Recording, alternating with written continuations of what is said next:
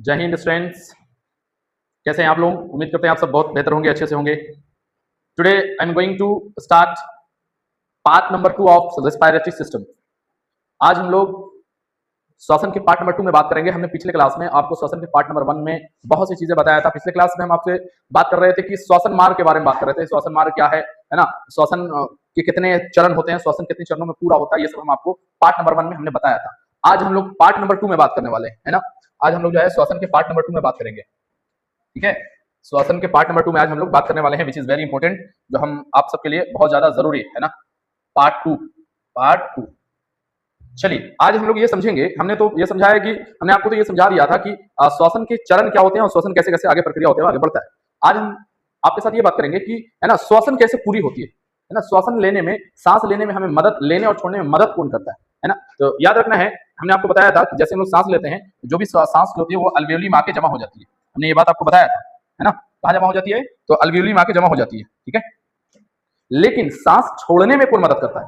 जैसे हमने सांस लिया, ले लिए, इसको छोड़ने में मदद कौन करता है? तो याद रखना है, हमारे लंग्स के पास, हमारे फेफड़ों के पास इतनी ताकत नहीं होती है तो जब हम लोग सांस ले ले तो उसको बाहर छोड़ सके, उसके पास इतनी ताकत नहीं होती है। ये सांस छोड़ने का काम जो है हमारा डायफ्राम करवाता है। ये पार्ट, ये हमारा डायफ्राम है ना, डायफ्राम, इसको डायफ्राम कहते हैं।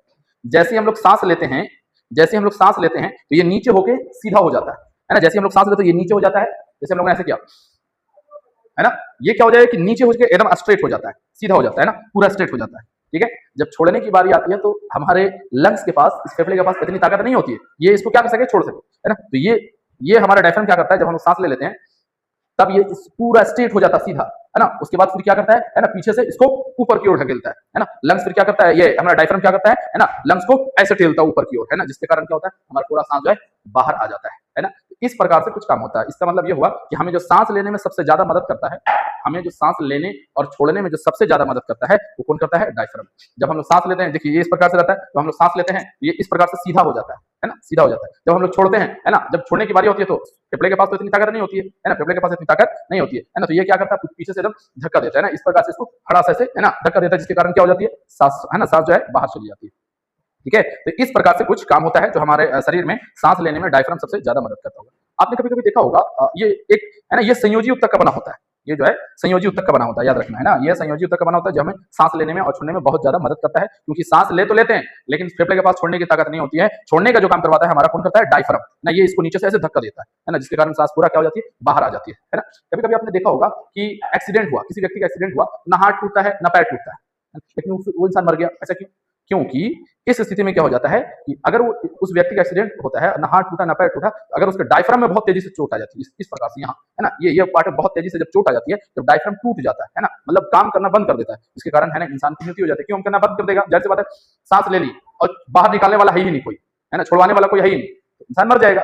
इस स्थिति में वहां पर क्या हो जाता है, इंसान मर जाता है, ठीक है। तो कहने का मतलब ये हुआ कि कभी कभी जो इंसान का एक्सीडेंट हो जाता है लेकिन वो मर जाता है, क्यों? क्योंकि उसका डायफ्राम क्या हो जाता है, टूट जाता है, ठीक है।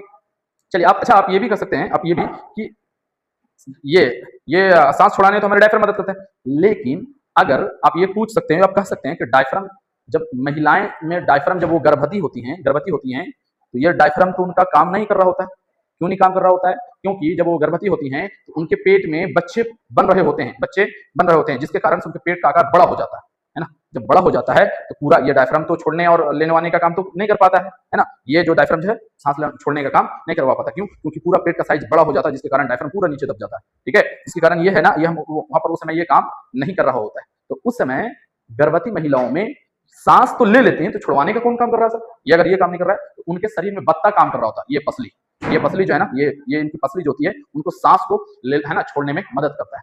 इस स्थिति में गर्भवती महिलाओं में, इस स्थिति में कौन डायफ्राम मदद नहीं करता, उनके जो बत्ते होते हैं, मतलब पसलियां होती हैं, उनको छुड़वाने में क्या करती है, मदद करती है। इसलिए आप देखेंगे कि अगर उस स्थिति में किसी महिलाओं की गिर गए, पसली से टूट गए, तो मौत हो जाती है डायरेक्टली। क्यों? क्योंकि सांस लेना आना जाना का सिस्टम क्या हो जाता है, बंद हो जाता है ना। तो हम लोग समझ रहे थे, है ना, हम लोग समझ रहे थे कि हमें सांस लेने में कौन मदद करता है। तो हमारे सांस लेने में, है ना, और छोड़ने में कौन मदद करता है? सबसे ज्यादा डायफ्राम मदद करता है। ये सब बातें, है ना। चलिए आगे हम लोग, जब हम लोग सांस ले रहे होते हैं तो कहाँ जाती, कहाँ पहुंचती है ना, क्या किस प्रकार से होता है? तो जैसे हम लोग सांस लेते हैं तो हमारी जो श्वसन प्रक्रियाएं होती हैं कुछ 10 चरणों में होती है, हमने आपको बताया था। पहला नासा छिद्र, दूसरा नासा कपाट, है ना, दूसरा लैरिंग्स, है ना, फेरिंग्स, उसके बाद 5वां पॉइंट क्या हो जाता है ना, ट्रैकिया के बाद हमारा ना, ये हमारा ट्रैकिया है, यहाँ सांस आ जाती है, उसके बाद ये दो भाग में बढ़ जाती है तो ये ब्रोंकोली कहलाती है, और जब ये अलग अलग भाग में बढ़ जाती है तो ये ब्रोंक्यूलस कहलाती है। और जो भी हम लोग सांस लेते हैं तो वो मेनली कहाँ पहुंच जाती है, अल्वियोली में पहुंच जाती है। जब हम लोग सांस ले रहे होते हैं तो हमारी सांस जो है खास तौर से इस अल्वियोली में पहुंच जाती है। चलिए आज हम लोग जानेंगे कि अल्वियोली में क्या होता है ना। जब हम लोग सांस ले रहे होते हैं तो यहाँ अल्वियोली में क्या हो रहा होता है, तो याद रखना है यहाँ ब्लड मौजूद होता है अल्वियोली में। यहाँ तो हमारी पूरी श्वसन, जब हमने सांस ले लिया तो ये हमारी सांस कहाँ चली आई, अल्वियोली में है। यहाँ ब्लड मौजूद हो रहा होता है, और ब्लड के अंदर आपको मालूम है कि हेमोग्लोबिन होते हैं। क्या होते हैं, हेमोग्लोबिन होते हैं। हेमोग्लोबिन का क्या काम होता है, तो गैसों का ट्रांसपोर्टेशन करने में ये क्या करते हैं, मदद करते हैं। जैसे हम लोग सांस लेते हैं तो वो कहाँ पहुंचती है, अल्वियोली में। ठीक है, अब वहां उसके बाद श्वसन क्या होता है, उसके बाद श्वसन जो सांस नहीं, उसके बाद उस हवा का क्या होता है, तो अल्वियोली से ब्लड, कौन, ब्लड है ना, अल्वियोली में जो ब्लड होता है, यहाँ जो भी ब्लड होते हैं है ना, इस ब्लड के अंदर क्या होती हैं, तो हेमोग्लोबिन होते हैं। क्या होते हैं, हेमोग्लोबिन। हेमोग्लोबिन क्या करे, है ना, हेमोग्लोबिन क्या करती है, यहाँ से पूरे ब्लड को उठाती है ना। यहाँ से हेमोग्लोबिन क्या करे, यहाँ से ब्लड को उठाने के बाद है ना शरीर के अलग अलग हिस्सों में लेकर पहुंचा देती है। जैसे हम लोग सांस लिए, कहाँ पहुंचा, अल्वियोली। अल्वियोली से किसका काम है, अल्वियोली में इस लंग्स में हमारे सभी क्या रहते हैं, तो ब्लड आ रहते हैं। ब्लड के अंदर क्या होती है, तो हेमोग्लोबिन होती है। हेमोग्लोबिन क्या करती है, तो जितने भी एयर आ रहे होते हैं अल्वियोली में, वहां से पूरी ऑक्सीजन को हेमोग्लोबिन उठाकर शरीर के हर एक हिस्से में लाकर पहुंचाती है। लो तुम लो, लो तुम लो, लो तुम लो, इस प्रकार से शरीर के हर एक पार्ट तक लाकर पहुंचा देती है ऑक्सीजन को। और जहां जहां ले आकर पहुंचाती है ना, वहां से क्या वापस लेकर आती है, कार्बन डाइऑक्साइड। क्या लाती है, कार्बन डाइऑक्साइड। ये लाने और ले जाने का काम। तो कह सकते हैं कि गैसों का आदान प्रदान, ट्रांसपोर्टेशन ऑफ गैस, कहने का मतलब ये हुआ, कौन करता है हमारे शरीर में, वो करता कौन, हेमोग्लोबिन। कौन करता है, हेमोग्लोबिन। यहाँ से ऑक्सीजन को उठाता है, उठाने के बाद शरीर का अलग अलग हिस्से में लेकर पहुंचा देता है। जहां ले शरीर का एक हिस्से में पहुंचा दिया, वहां से कार्बन डाइऑक्साइड वापस खींच के लाता है, ला के क्या फेंक देता है, है ना, फेफड़े में, है ना। उसके बाद फिर यहाँ से क्या होता है, डायफ्राम इसको है ना पुशअप करता है, तो ये पूरा क्या हो जाता है, बाहर निकल जाता है ना। तो इस प्रकार से जैसे जैसे हम लोग सांस ले रहे होते हैं, जैसे जैसे सांस ले रहे होते हैं, है ना, तो यही प्रक्रिया क्या होती है, बार बार रिटर्न दोहराई जाती है। मतलब लगातार ये प्रक्रिया होती रहती है ना। उम्मीद करते हैं आप समझ गए होंगे, है ना। तो आप समझ गए होंगे कि किस प्रकार से काम होता है। तो हम लोग जैसे सांस लेते हैं तो वो कहाँ जाता है, अल्वियोली में। अल्वियोली के बाद क्या होता है, तो यहाँ सभी ब्लड मौजूद होते हैं, खून मौजूद होते हैं। यहाँ के ब्लड में हमें मालूम है कि क्या मौजूद होता है, हेमोग्लोबिन मौजूद होती है। हेमोग्लोबिन क्या करती है कि जो भी अल्वियोली में हवाएं होती हैं उसको क्या करते हैं, उठाकर शरीर के अलग अलग हिस्से तक पहुंचा देता है ना, लीजिए लीजिए लीजिए सब तक। और जैसे ही वहां पहुंचाता है, वहां से रिटर्निंग क्या लाता है, CO2। क्या लाता है, CO2। अल्लाह के यहाँ क्या कर देता है, छोड़ देता है, लीजिए, है ना, यहाँ लाके छोड़ देगा। यहाँ से फिर डायफ्राम धक्का मारेगा, हड़स से फिर क्या निकल जाएगी, पूरी हवा हमारे शरीर के, है ना, हमारे नाक के मुंह के माध्यम से क्या हो जाती है, बाहर निकल जाती है। इस प्रकार से काम होता है। कहीं कहीं पर कभी कभी हीमोग्लोबिन गलत भी काम करने लगता है ना। जैसे बोलते हैं ना कि इसकी ऑक्सीजन, इसकी दुश्मनी, हीमोग्लोबिन की दोस्ती किसके साथ है, ऑक्सीजन के साथ। क्योंकि अल्वियोली में क्या है, ऑक्सीजन है, यहाँ से ऑक्सीजन उठाता है। लेकिन कभी कभी ऐसा होता है कि ये हेमोग्लोबिन जो है कार्बन मोनोऑक्साइड के साथ भी दोस्ती कर लेता है। थोड़ा खचड़े किस्म का होता है ये हेमोग्लोबिन, ठीक है। क्या कर लेता है, कार्बन मोनोऑक्साइड के साथ भी दोस्ती कर लेता है। कैसे कर लेता है, क्योंकि जब भी ये देखता है कि अगर इसके आसपास में कार्बन मोनोऑक्साइड है, तो ऑक्सीजन ना उठा के फौरन ये कार्बन मोनोऑक्साइड उठा लेता है ना। जैसे धुआं, जैसे हम लोग चप्पल जलाकर, लकड़ी जलाकर या कुछ भी जलाकर बैठे होते हैं, तो हमारे उसमें से कार्बन मोनोऑक्साइड गैस जो निकलता है हमारे फेफड़े में जाता है। तो उस स्थिति में हीमोग्लोबिन क्या करता है, तो जो हमारे अल्वियोली में एयर होती है उसको ना उठाकर जो कार्बन मोनोऑक्साइड गैस है उसी को उठाता है और ले आकर दौड़ जाता है शरीर के हर एक हिस्से में, हर एक पार्ट में ले आकर क्या कर देता है, पहुंचा देता है। जिसके कारण क्या होता है कि आपके शरीर में ऑक्सीजन नहीं गया, वो धुआं गया। क्या गया, धुआं। जिससे क्या होता है, इंसान को चक्कर आने लगता है, बेहोश हो जाता है इस स्थिति में। कभी कभी आपने देखा होगा जाड़े में लोग, बहुत से लोग ऐसे होते हैं, जाड़े में बहुत से ऐसे लोग होते हैं ना कि रूम बंद करके अब बोरसी ताप रहे होते हैं लकड़ी जलाकर। ये बहुत डेंजर होता है, ये बहुत क्या होता है, बहुत डेंजर होता है। क्यों, क्योंकि हम लोग जो सांस ले रहे होते हैं सांस तो अल्वेली में जारी है, अल्वेली से हेमोग्लोबिन क्या कर रहा है, सांस को एक पार्ट में पहुंचा रहा है। लेकिन जैसे ही हेमोग्लोबिन कार्बन मोनोऑक्साइड को देखती है कि कार्बन मोनोऑक्साइड प्लस में है, अगर यहाँ पर दिया जाए कि ये है हेमोग्लोबिन, है ना, और ये है ऑक्सीजन, है ना, और ये है कार्बन मोनोऑक्साइड, तो ये इसको नहीं उठाता है, फौरन इसको जाके उठा लेता है। क्या कर लेता है, फौरन कार्बन मोनोऑक्साइड को उठा लेता है, उठा के करता है शरीर के अलग अलग हिस्से में लेकर बांट देता है। तो हमारे शरीर में क्या गया बताओ, ऑक्सीजन गया या कार्बन मोनोऑक्साइड गया, कार्बन मोनोऑक्साइड गया, जिसके कारण से हमें चक्कर आने लगता है, हम बेहोश हो जाते हैं, गिर जाते हैं। इसलिए हमें कभी भी, है ना, बंद रूम में, है ना, लकड़ी जलाकर या कुछ जलाकर तापना नहीं चाहिए, है ना, जिसके कारण इसमें क्या हो सकता है, इंसान की मौत भी हो सकती है ना। ये कई घटना ऐसी होती रहती है, ठीक है। हाँ देखिए, श्वसन जो होता है दो जगह होता है, पहला होता है फेफड़े में, है ना, पहला होता है फेफड़े में, दूसरा जब हेमोग्लोबिन, है ना, ब्लड से ऑक्सीजन को, मतलब यहाँ से ऑक्सीजन को लेकर जा रहा होता है, तो लेकर वो जाता है, तो कहाँ लेकर जाता है, तो लेकर वो हमारे शरीर के हर एक कोशिकाओं तक जाता है। कोशिकाओं में कहाँ जाता है, तो वो माइटोकॉन्ड्रिया में लाकर पहुंचाता है। कहाँ छोड़ता है, माइटोकॉन्ड्रिया में लाकर देता है, ठीक है, माइटोकॉन्ड्रिया में लेकर छोड़ता है ना। मतलब वो पहला श्वसन दो जगह होता है, हमने बताया, पहला होता है फेफड़ा में, ठीक है, दूसरा होता है जब हम लोग सांस लेते हैं, तो यहाँ अल्वियोली में आ गया, अल्वियोली से क्या करता है, हेमोग्लोबिन इस ऑक्सीजन को उठाता है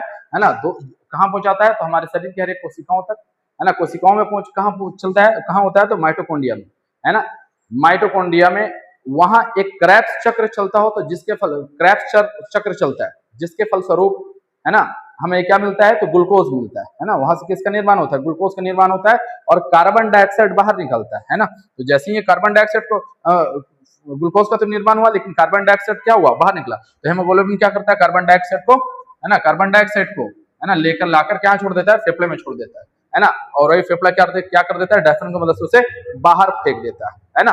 तो इस प्रकार से श्वसन दो प्रकार का होता है, एक होता है आंतरिक श्वसन, एक होता है बाह्य श्वसन, आंतरिक श्वसन और बाह्य श्वसन।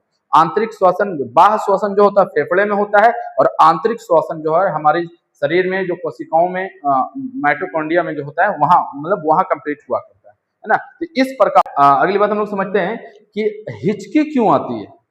जब हम लोग खाना खा रहे होते हैं या कुछ खा रहे होते हैं, तो हिचकी अचानक से आने लगती है, तो ये क्यों आती है ना। चलिए यहाँ पर समझेंगे, ये हमारे हल्लक में, ये हमारा हल्लक जो है, लैरिंक्स जो है ना, यहाँ पर एक, जैसे चौराहे पर खड़ी पुलिस काम करती है लोगों को देखभाल करने का, इधर उधर करने का, उसी तरीके से हमारे हल्लक में एक चौराहे की तरह खड़ा हुआ एक पार्ट्स होता है ना, हल्लक में एक होता है जो वही काम करता है, क्या करने का, उसको कंट्रोल करने का। उसका नाम है क्या, इपिग्लोटिक्स। क्या है, इपिग्लोटिक्स। जैसे ही हम लोग खाना खाते हैं, तो जैसे ही हम लोग, जैसे सबसे पहले यहाँ देखेंगे आप, ये जो है, ये नली जो है, इसके माध्यम से खाना आता है और हवा आती है, ठीक है। जब खाना आता है, ये हो गया हवा वाली नली, ये हो गया हवा वाली नली, और ये हो गई भोजन वाली नली, ठीक है। जैसे ही हम लोग खाना खाते हैं, तो ये भोजन इधर से होके, है ना, आमाशय में चला जाता है, और इधर से जैसे हम लोग सांस लेते हैं, तो हवा इधर से होके हमारे लंग्स में चली जाती है। कभी कभी ऐसा होता है, और ये इसको कंट्रोल करने का, ये खाना इधर चला जाए, हवा इधर चला जाए, इस दोनों को कंट्रोल करने का काम कौन करता है, इपिग्लोटिक्स। हमने पहले ही बताया आपको, ये जैसे चौराहे पर खड़ी पुलिस काम करती है, वैसे ही ये चौराहे पर खड़ा इपिग्लोटिक्स जो है, भोजन और सांस को कंट्रोल करता है, भोजन किधर जाएगा और सांस किधर जाएगी, ठीक है, एयर किधर जाएगी और फूड किधर जाएगा, है ना। कभी कभी ऐसा होता है ना, कि भोजन इस नली में ना जाकर इस नली में चला जाता है ना। कभी कभी ऐसा होता है कि भोजन इस नली में जाकर ना इस नली में चला जाता है ना। ये कब होता है, तो सबसे पहली बात कि ये जो इपिग्लोटिक्स होता है, ये हवा, खाना आता है तो इधर बंद हो जाता है, और हवा आती है तो इधर बंद हो जाता है। ये कंट्रोल जो हो रहा है, तो इसको कंट्रोल करने वाला हमारा ब्रेन होता है, दिमाग। कौन होता है, दिमाग। इस इपिग्लोटिक्स को जो कंट्रोल करता है, वो हमारा ब्रेन करता है। कौन करता है, ब्रेन। लेकिन कभी कभी ऐसा होता है कि ब्रेन, जब हम लोग खाना खा रहे होते हैं, अचानक कोई चीज को सोचने लगते हैं, कहीं ख्याल में डूब जाते हैं, है ना, सोच रहे हैं। तब जैसे हम लोग खाना खाते हैं, ये इपिग्लोटिक्स ब्रेन से पूछ रहा होता है कि ये जो मुंह में आया है या जो अंदर आ रहा है ये खाना है या हवा है? कौन पूछ रहा होता है? इपिग्लोटिक्स। किससे? ब्रेन से। किससे? ब्रेन से। ब्रेन से पूछ रहा होता है। ब्रेन तो यहाँ कभी कभी हमने बताया क्या कि खा रहे हैं और सोच रहे हैं कि मतलब ख्याल में डूबे हैं, है ना? तो ब्रेन क्या करता है कि इपिग्लोटिक्स से पूछता है। इपिग्लोटिक्स क्या किसे पूछती है? ब्रेन से। ये जो आ रहा है जल्दी बताओ हमें कि ये खाना है या क्या है? हवा है। तो वो ख्याल में डूबा है, उसका रिप्लाई नहीं कर पाता है। तो इपिग्लोटिक्स क्या करती है? अपने हिसाब से घूम जाती है। घूमना है इधर, हवा आ रही है तो इधर घूम मतलब इधर वाले रास्ते को खोल देगा, और खाना आ रहा है तो इधर वाले रास्ते को खोल देगा। तो क्या होता है कि घूमना चाहिए, है ना, इस साइड में घूमना चाहिए तो घूम जाता है इधर, है ना, इधर की ओर घूम जाता है। अब इधर की ओर घूम गया तो जब खाना आ रहा होता है तो ये तो खाने वाला रास्ता तो बंद हो गया। तब क्या होता है? धड़धड़ाइले ये भोजन क्या घुस जाता है? हमारे इस एयर वाली नली में, मतलब हमारे डायरेक्टली कहां चला जाता है? फेफड़े में।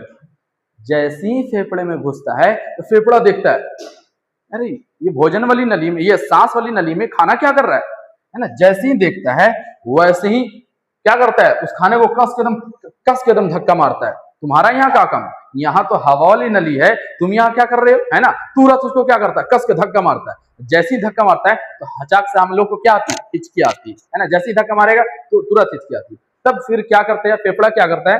तब फिर फेफड़ा क्या करता है? उसमें सबको जगा देता है, बोल देता है ना? और तब तक धक्का देता रहता है, तब तक धक्का देता रहे जब तक फेफड़े से खाना बाहर ना निकल जाए, है ना? जब तक बाहर ना निकले तब तक ऐसे धक्का देता रहेगा। तब क्या होगा? हिचकी इसी प्रकार से आएगी। जब, है ना, जब तक भोजन रहेगा तब क्या रहेगा? इस प्रकार से धक्का देता रहेगा। तब हम लोग क्या आएगी? हिचकी आने लगती है। जब बाहर चला जाता है, अच्छा हाँ चला गया, हाँ, तो फिर उसको क्या कर देता है? छोड़ देता है।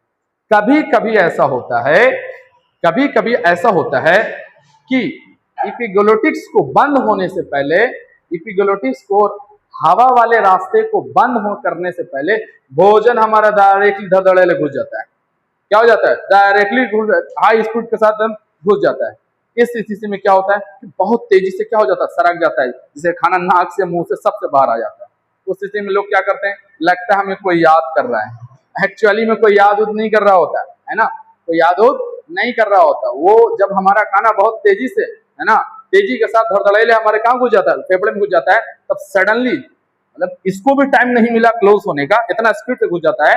तब हमें क्या हो जाता है? सरक जाता है ना, जिसके कारण नाक मुंह दोनों से हमारा खाना निकल जाता है ना? तो इस स्थिति में, है ना, इस प्रकार से, है ना, हिचकी आती है, और इस प्रकार से, है ना, हमारे ये क्या होता है? भोजन सरकता है ना? कोई ऐसा नहीं है कि कोई हमें क्या वो कर रहा होता है? याद कर रहा होता है। ठीक है। तो अगली बात जो हम लोग करने वाले हैं, है ना, कि ये हमने आपको समझाया कि श्वसन में हमें आगे समझा रहे थे, है ना? आगे हम लोग जो बात करने वाले हैं टोटल, है ना, टाइडल वॉल्यूम। टाइडल वॉल्यूम क्या होता है? ये हमारा tidal volume. What is tidal volume? Tidal volume क्या होता है?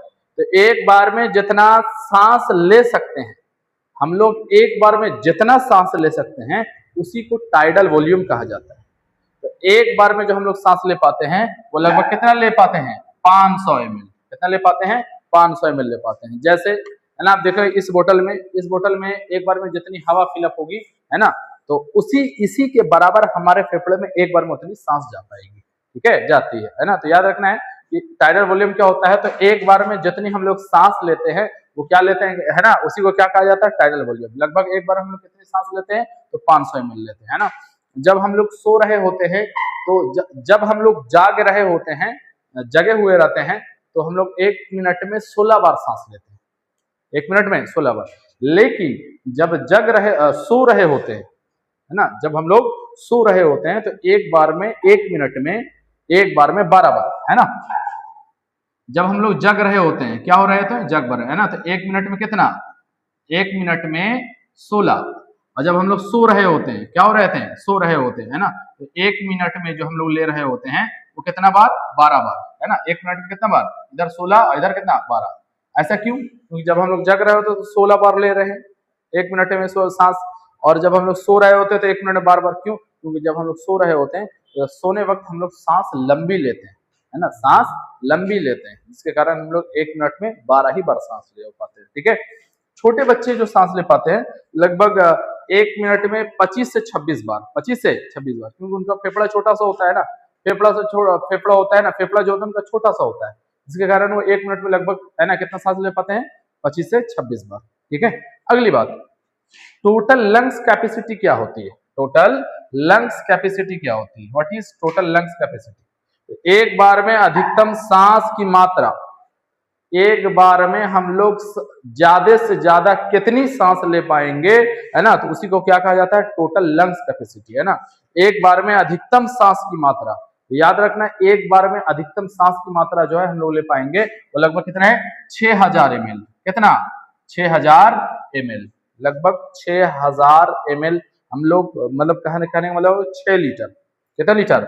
6 लीटर। ठीक है, 6 लीटर हम लोग सांस ले पाते हैं। ठीक है, इसी को क्या कहा जाता है? टोटल लंग्स कैपेसिटी कहा जाता है। ठीक है, चलिए अगली बात हम लोग करेंगे, है ना, ऑक्सीजन लेने वाले मशीन, है ना, जैसे है ना कुछ ऑक्सीजन सिलेंडर, जैसे हम लोग कहीं कहीं पर जाते हैं तो कैसे सांस ले पाते हैं? जैसे हम लोग जब पर्वत पर जाएंगे, है ना, जब पर्वत पर जाते हैं तो हम लोग सांस लेते हैं तो क्या क्या लेते हैं, है ना, तो जब हम लोग पर्वत पर जाते हैं तो ऑक्सीजन सिलेंडर साथ में लेकर जाते हो, है ना।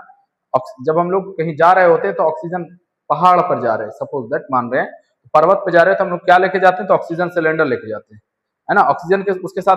तो याद रखना है, तो कुछ जगह हम लोग जब जाते हैं तो अलग अलग तरीके से लेकर जाते हैं, ऑक्सीजन के साथ अलग अलग तरीके की चीजें मिला के लेके जाते हैं। तो याद रखना है, जब हम लोग पर्वत पर जाते हैं, मतलब पहाड़ पर जाते हैं, तो ऑक्सीजन के साथ नाइट्रोजन मिला देते हैं। क्या मिला देते हैं? ऑक्सीजन के साथ नाइट्रोजन मिला देते हैं। और जब हम लोग समुद्र में जाते हैं, कहाँ जाते हैं? समुद्र में, तो ऑक्सीजन के साथ फिर इसके साथ भी क्या मिला देते हैं? नाइट्रोजन। इसके साथ भी क्या मिला देते हैं? नाइट्रोजन। जब हम लोग पहाड़ पे जाते हैं तो भी हम लोग ऑक्सीजन के साथ नाइट्रोजन मिला देते हैं, जब समुद्र में जाते हैं तो भी हम लोग ऑक्सीजन के साथ नाइट्रोजन मिलाते हैं। लेकिन जब हम लोग गहरे समुद्र में जाते हैं, कहाँ जाते हैं? गहरे समुद्र में जाते हैं, तो हम लोग ऑक्सीजन के साथ हीलियम मिला देते हैं। गहरा समुद्र कहने का मतलब लगभग समुद्र के 300 फीट नीचे, समुद्र के 300 फीट नीचे जब हम लोग जा रहे होते हैं या जाते हैं, तो जब उस स्थिति में जब हम लोग ऑक्सीजन सिलेंडर लेके जाते हैं तो उस ऑक्सीजन सिलेंडर में ऑक्सीजन के साथ हीलियम मिला देते हैं। क्या मिला देते हैं? हीलियम मिला देते हैं। ठीक है,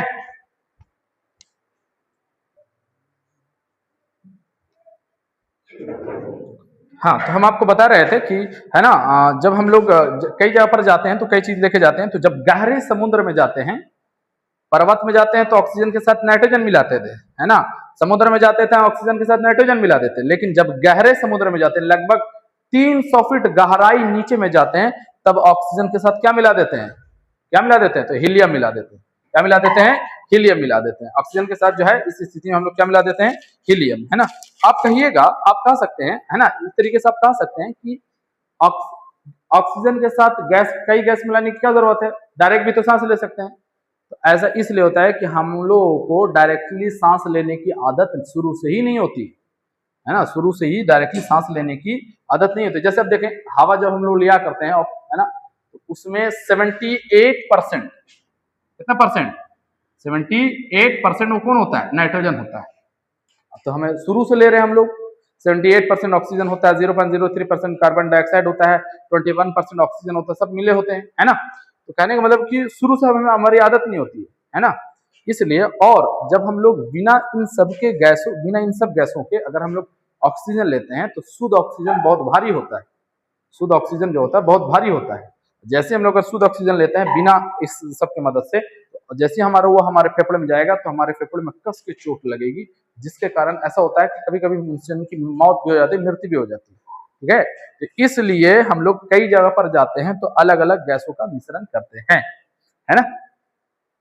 आइए हम लोग इसके बारे में समझते हैं कि आईसीयू में मरीज जो होते हैं, है ना, वो उनके साथ क्या क्या लगाया जाता है, क्या नहीं होता है ना। आईसीयू मतलब intensive care unit. Intensive care unit का मतलब आईसीयू, है ना। आईसीयू में जो होता है, देखिए आईसीयू में जो होता है, डॉक्टर भी हर टाइम आपको डॉक्टर भी मिलेंगे और नर्स भी मिलेंगे, लेकिन, है ना, और वार्ड में ऐसा नहीं होता। वार्ड में ऐसा नहीं होता कि हर टाइम डॉक्टर भी मिले, हर टाइम आपको नर्स भी मिले। ठीक है, ये सिर्फ किस में होता है? आईसीयू में होता है ना। ऐसे हाँ, जो व्यक्ति बहुत बीमार पड़ जाते हैं तो उन व्यक्ति को कहाँ रखा जाता है? आईसीयू में रख दिया जाता है। जो व्यक्ति बहुत बीमार पड़ जाते हैं उनको कहाँ रखा जाता है? आईसीयू में, मतलब इंटेंसिव केयर यूनिट में रखा जाता है। यहाँ पर हर समय आपको डॉक्टर भी मिलेंगे और नर्स भी मिलेंगे, लेकिन वार्ड में ऐसा नहीं होता। वार्ड में ऐसा नहीं होता, वार्ड में हर समय आपको डॉक्टर और नर्स तो नहीं मिलेंगे, ठीक है, वो कोई कभी कभी मिलेंगे, ठीक है, नर्स डॉक्टर कभी भी आएगा ना, मतलब टाइमली आएंगे और नर्स भी टाइमली आती है ना। लेकिन आईसीयू में, अच्छा आईसीयू में किसी व्यक्ति को कब रखा जाता, क्यों रखा जाता है, तो आईसीयू में किसी व्यक्ति को तभी रखा जाता है जब उस मरीज की बहुत ज्यादा सीरियस होती है ना। देखिए मरीज, जो बहुत सीरियस मरीज भी दो प्रकार के होते हैं, बहुत सीरियस मरीज भी दो प्रकार के होते हैं। एक होता है एकदम सीरियस मरीज, एक होता है एकदम सीरियस मरीज। एकदम सीरियस मरीज जो होता है ना, तो उनको क्या पहनाया जाता है, तो एक ऑक्सीजन मास्क पहना दिया जाता है, ऐसे करके उसके नाक में ऐसे पहना दिया जाता है ऑक्सीजन मास्क, जिसके माध्यम से वो क्या करते हैं, श्वासन लेते हैं, है ना, लेने में उनको मदद किया जाता है। एक ऐसा होता है जो एक बहुत ज्यादा सीरियस मरीज, दूसरा बहुत ज्यादा सीरियस मरीज, जिनको ऑक्सीजन मास्क लगा ही ना सकते, क्योंकि जब बहुत ज्यादा सीरियस मरीज होते हैं, क्योंकि उनके फेफड़े में इतनी ताकत नहीं होती कि वो ऑक्सीजन भी खींच सके। इसलिए जो बहुत ज्यादा सीरियस मरीज होते हैं, उनके नाक के माध्यम से एक नली पाइप डाला जाता है, उनके फेफड़े में जाता है, और बाहर से मशीन के माध्यम से, है ना, ऑक्सीजन को पंप किया जाता है, जिसके थ्रू, है ना, उनके फेफड़े में क्या जाता है, ऑक्सीजन जाता है, वो और सांस ले पाते हैं। जो बाहर से जो जिस मशीन के द्वारा उसको पंप किया जा रहा है ना, ताकि इसलिए, है ना, वो आसानी से सांस ले, तो इस चीज को वेंटिलेटर कहा जाता है। क्या कहा जाता है, वेंटिलेटर का। तो हमने बता रहे थे कि मरीज भी कितने होते हैं, दो प्रकार के होते हैं, एक बहुत सीरियस, एकदम सीरियस मरीज होता है, और एक होता है बहुत ज्यादा सीरियस मरीज। एकदम सीरियस मरीज जो होते हैं, उनको ऑक्सीजन का मास्क पहना दिया जाता है, जिसके माध्यम से वो सांस आसानी से ले पाते हैं और छोड़ पाते हैं। लेकिन बहुत ज्यादा सीरियस मरीज जो होता है, जो एकदम सांस ले नहीं पाता है ना छोड़ पाता है, इसलिए उनको क्या कर दिया जाता है, नाक के माध्यम से एक नली डाली जाती है उनके फेफड़े तक, और बाहर से मशीन के माध्यम से, है ना, ऑक्सीजन को पंप किया जाता है, ताकि ऑक्सीजन उनके फेफड़े तक पहुंच सके, तो इस प्रकार से उनके में श्वसन हो पाए, मतलब सांस ले पाए। तो इस चीज को वेंटिलेटर कहा जाता है। क्या कहा जाता है, वेंटिलेटर, ठीक है। तो इस माध्यम से सांस आना और जाना होती है, और सांस जो है पर मिनट जो होती है, लगभग कितनी होती है, वो कितनी होती है, 16 बार होती है। जब हम लोग जगे होते हैं तो 1 मिनट में 16 बार सांस ले पाते हैं, जब हम लोग सो रहे होते हैं तो 1 मिनट में 12 बार सांस ले पाते हैं। जब हम लोग सो रहे होते हैं तो सांस लंबी लेते हैं, है ना। तो इस प्रकार से, है ना, श्वसन क्रियाएं हमारे पूरे बॉडी में कंप्लीट होती है ना, पूरी होती है, और हर जगह तक पहुंचती है ना। तो आज जो है हम आपके साथ श्वसन के पार्ट नंबर 2 में बात कर रहे थे, जो आपको हमने कंप्लीटली श्वसन का पार्ट नंबर 2 समझा दिया, है ना। अगर आप में से कोई बच्चे ऐसे हैं जो पार्ट नंबर 1 नहीं देखे हैं, तो पार्ट नंबर 1 जरूर देखें, उसके बाद पार्ट 2 देखें, आपको पूरी कंप्लीट समझ में आ जाएगा। थैंक यू, है ना। इस चैनल को ज्यादा से ज्यादा सब्सक्राइब करें, और वीडियो को शेयर करें, लाइक करें, कमेंट करें, है ना। Thank you.